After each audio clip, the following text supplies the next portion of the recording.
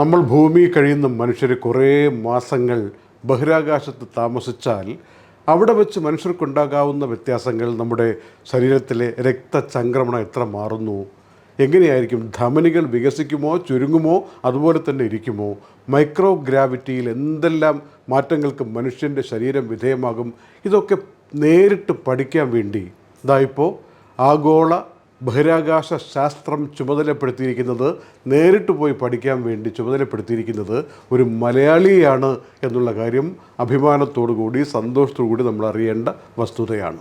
ഒറ്റപ്പാലത്തുനിന്ന് അമേരിക്കയിൽ പഠിക്കാൻ പോയ ശങ്കര മേനോൻ ഉക്രൈനിൽ നിന്ന് വന്ന വനിത എലിസബത്തിനെ കല്യാണം കഴിച്ചു. അതിൽ പിറന്ന അനിൽ മേനോൻ, ഡോക്ടർ അനിൽ മേനോൻ എന്ന വിശ്വവിഖ്യാതനായി മാറിക്കൊണ്ടിരിക്കുന്ന ന്യൂറോ ബയോളജിസ്റ്റ്. അദ്ദേഹം പഠിച്ചതൊക്കെ ഹാർവാർഡിലും സ്റ്റാൻഫോർഡിലും ഒക്കെയാണ്.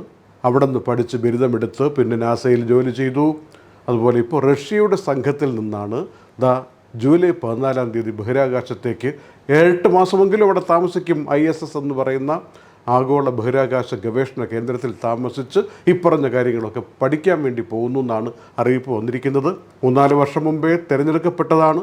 2 വർഷത്തെ വളരെ അഗ്രസീവായിട്ടുള്ള ട്രെയിനിങ്ങിന് വിധേയമായിട്ട് കസാഖിസ്ഥാനിലെ ബൈക്കനൂരിൽ നിന്ന് ചൊവ്വാഴ്ച രാവിലെ പുറപ്പെടുകയാണ് എന്ന കൃത്യമായ അറിയിപ്പ് സ്പേസ് എക്സിൻ്റെ ഭാഗത്തുനിന്ന് വന്നിട്ടുണ്ട്. ഇപ്പോൾ സ്പേസ് എക്സിലാണ് അദ്ദേഹം വർക്ക് ചെയ്യുന്നത്. അദ്ദേഹത്തിൻ്റെ ഭാര്യ അന്ന മേനോൻ. ഈ അന്ന മേനോനും ബഹിരാകാശ ശാസ്ത്രജ്ഞയാണ്.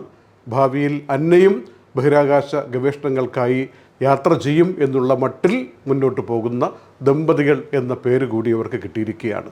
ഇനി ഈ ഒറ്റപ്പാലത്തെ ശങ്കര മേനോൻ എന്ന് പറയുമ്പോൾ പറഞ്ഞു കേൾക്കുന്നതും ഞങ്ങൾക്ക് അറിയാൻ കഴിഞ്ഞതും, ഇന്ന് വരെ ഇന്ത്യൻ നാഷണൽ കോൺഗ്രസ്സിന് ഒരേ ഒരു മലയാളിയെ പ്രസിഡൻ്റായിട്ട് വന്നിട്ടുള്ളൂ, AICC പ്രസിഡൻറ്റ്.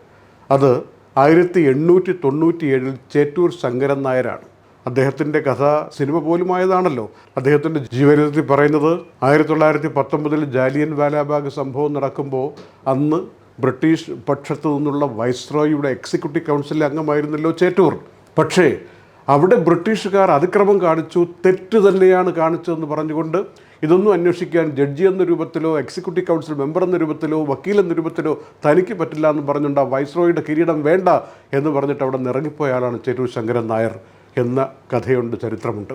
ആ കുടുംബത്തിലെ ഗ്രേറ്റ് ഗ്രാൻഡ്സൺ എന്ന പദവിയിലാണ് ഡോക്ടർ അനിൽ മേനോൻ ഇപ്പോഴുള്ളത് എന്ന കാര്യം കൂടി നമ്മൾ തിരിച്ചറിയണം. ഏതായാലും എല്ലാ വിജയാശംസകളും ഡോക്ടർ അനിൽ മേനോന് ഞങ്ങളും നേരുകയാണ്.